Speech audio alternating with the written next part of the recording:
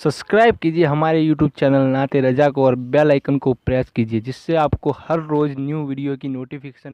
अल्लाहु अकबर। हुआ क्या है, अल्लाह अल्लाह, एक बुजुर्ग थे 70 साल तक, जिनों का हाल ये था, दिन को रोजा रखा, रातों को इबादत की। जब इंतकाल हो गया तो मौत के बाद किसी ने ख्वाब में देखकर पूछा, हजरत अल्लाह ने आपके साथ क्या मामला किया?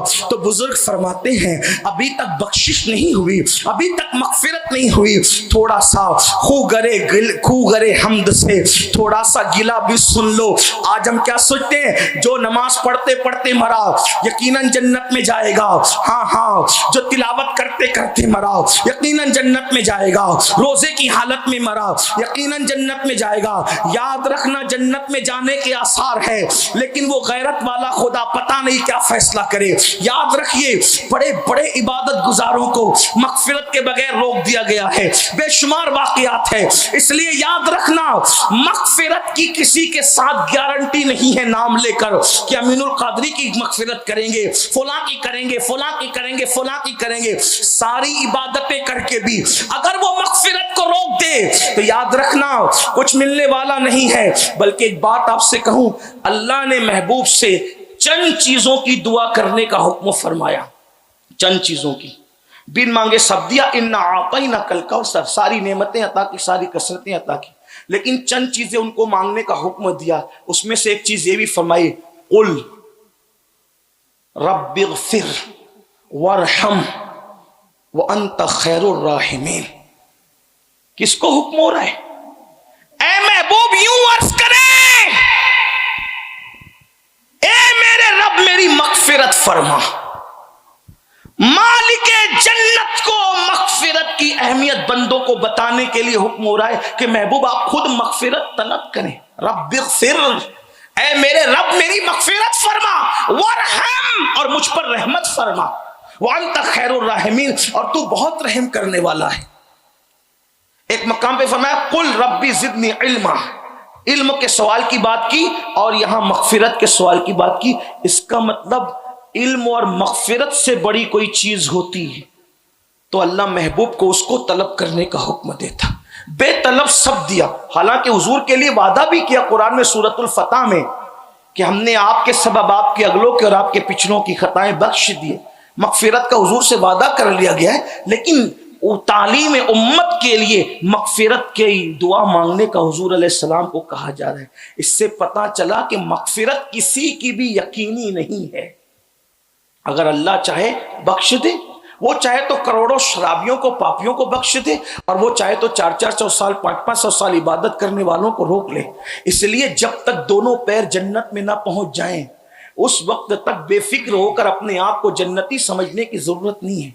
उम्मीद भी की जाए और खौफ भी की जाए। मजमऊ ज़वाहिद में एक रिवायत लिखी हुई है, अल्लाह के रसूल अलैहिस्सलाम फरमाते हैं, जो अपने आप को कतई और यकीनी जन्नती समझे, मैं मोहम्मद ऐलान करता हूं कि वो जहन्नमी है। क्योंकि ईमान खौफ और रजा के दरमियानी कैफियत का नाम है। लोग आज जन्नत के बारे में पता नहीं क्या सोचते, बल्कि आज तो जन्नत की तौहीन की जाती है। अरे ये जन्नत लेकर हम क्या करेंगे? मैं कहता हूँ खुदा करे जन्नत मिल जाए तो बेड़ा पार हो जाए। हुजूर अलैहिस्सलाम ने खुद जन्नत की दुआ फरमाई है, बार बार दुआ की। रमजानुल मुबारक में सहाबा को ताकीद फरमाई कि जन्नत का सवाल करो। याद रखिए मेरे आका सल्लल्लाहु अलैहि वसल्लम के दीवानों, एक वो बुजुर्ग 70 साल तक के रोजे रखे, इबादतें की, मरने के बाद, मौत के बाद ख्वाब में देखा, कहा अभी तक मगफिरत नहीं हुई। कहा हज़रत मगफिरत नहीं हुई? कहा एक गुनाह हो गया था, एक गुनाह। कहा आपसे गुनाह? हाँ, क्या गुनाह? फरमाया मैं अपने आंगन में बैठा था और बारिश का मौसम नहीं था, और अचानक बारिश शुरू हुई तो मेरी जबान से निकल गया, उफ ये बेवक्त की बारिश। एक जुमला निकला, उफ ये बेवक्त की बारिश। फरमाते हैं मरा मौत के बाद अब मुझसे पूछा जाता है, मेरे बंदे तूने बारिश को बेवक्त कहा, ہمارے یہاں تو ہر کام کا ایک وقت ہے. جب تک تو بارش کو بے وقت ثابت نہیں کرے گا اس وقت تک تیری مغفرت نہیں ہوگی. آپ سے پوچھنا چاہتا ہوں اگر بے وقت بارش کسی اللہ والے کی زبان سے نکل جائے تو اس کی مغفرت روک دی جاتی ہے. مسلمانوں ذرا تصور کرنا, اپنی ماں اور بہنوں سے بھی پوچھتا ہوں ہم کیا کیا بولتے ہیں دن بھر میں, اس کی غیبت, اس کی غیبت, اس کی چگلی, اس کی برائی, اس کی عزت پہ حملہ, اس کی آبرو پہ حملہ. زبان سے کیا کر رہے ہو, یہ بھی گناہ کبیرہ ہے. یاد رکھنا امت کی اکثریت یا تو زبان کی وجہ سے جہنم میں جائے گی یا تو آنکھوں کی بے راروی کی وجہ سے جہنم میں جائے گی. اپنی زبان پہ کنٹرول کرو, اپنی نگاہوں پہ کنٹرول کرو. اللہ اکبر. تو کسی گناہ کو چھوٹا سمجھ کر نہ کرو اور کسی نیکی کو چھوٹی سمجھ کر چھوڑ مت دو, اس لیے کہ کبھی ایسا بھی ہوا بہت چھوٹی نیکی کسی نے کی اور اللہ نے اسی کے صدقے میں بخش دیا. بلکہ یہاں پر ایک بات عرض کر دی جائے تاکہ گفتگو سمجھنے میں آسانی ہو. حجت الاسلام امام غزالی رحمت اللہ تعالی علیہ بڑے صوفیہ میں سے ہے, اپنے دور میں 500 کتابیں لکھی, بڑے عظیم تھے, نیک تھے, متقی تھے, پرہیزگار تھے. آج بھی ان کی کتابوں میں وہ تاثیر ہے کہ مضامین بیان کر دو تو لوگوں کے دل پر چوٹ کرتے ان کے بیان کردہ مضامین. جب ان کا انتقال ہوا, اللہ اکبر, انتقال ہوا تو انتقال کے بعد کیا ہوا, اللہ اکبر, اللہ اکبر. کسی نے سوال کیا کہ اے امام غزالی اللہ نے آپ کے ساتھ کیا کیا؟ فرمایا بیٹا ساری عبادتیں تو درجے بلند کر گئی, ساری کتابیں لکھنا تو درجے بلند کر گئی, ساری نیکیاں تو درجے بلند کر گئی, مغفرت اس بات پر ہوئی جس کی توقع نہ تھی. ایک بہت چھوٹی سی نیکی کی وجہ سے مغفرت ہوئی. کہا وہ کیسے؟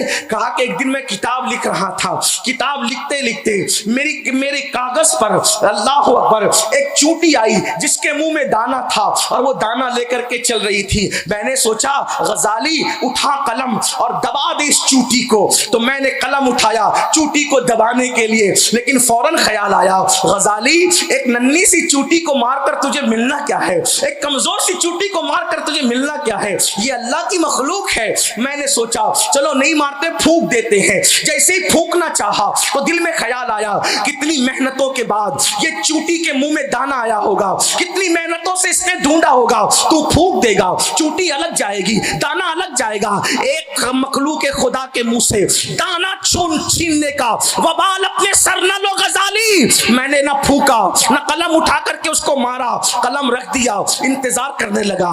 چونٹی گزرتی رہی گزرتی رہی گزرتی رہی حتیٰ کہ چونٹی گزر گئی. اتنے دیر تک میں اپنے کام میں مصروف نہ رہا اور وہ چونٹی کو میں نے گزرنے دیا.